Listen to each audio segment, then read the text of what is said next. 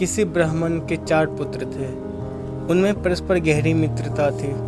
चारों में से 3 शास्त्रों में पारंगत थे, लेकिन उनमें बुद्धि का अभाव था। चौथे ने शास्त्रों का अध्ययन तो नहीं किया था, लेकिन वह था बड़ा बुद्धिमान। एक बार चारों भाइयों ने परदेश जाकर अपनी अपनी विद्या के प्रभाव से धन अर्जित करने का विचार किया। चारों पूर्व के देश की ओर चल पड़े। रास्ते में सबसे बड़े भाई ने कहा, हमारा चौथा भाई तो निरा अनपढ़ है। राजा सदा विद्वान व्यक्ति का ही सत्कार करते हैं। केवल बुद्धि से तो कुछ मिलता नहीं।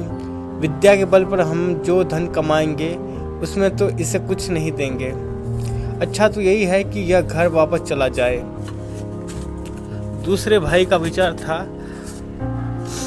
यही, किंतु तीसरे भाई ने उनका विरोध किया।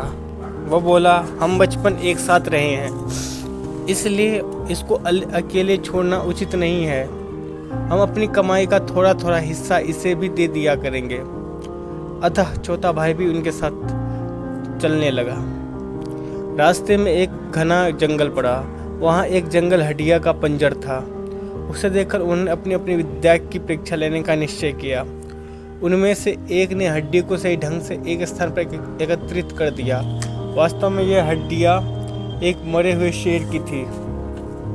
दूसरे ने बड़े कौशल से हड्डियों के पंजर पर मांस एवं खाल का आवरण चढ़ा दिया। उसमें रक्त का संचार भी कर दिया। तीसरा उसमें प्राण डालकर उसे जीवित करने ही वाला था कि चौथे भाई ने उसको रोकते हुए कहा, तुमने अपनी विद्या से यदि इनको जीवित कर दिया तो ये हम सभी को जान से मार देगा।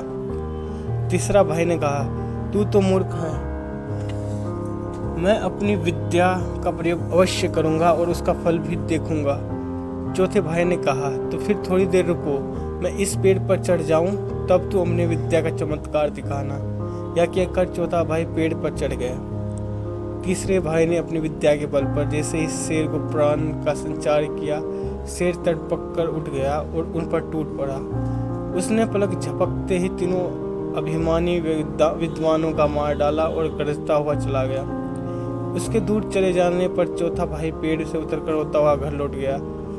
इसलिए कहा गया है, विद्या से बुद्धि श्रेष्ठ होती है।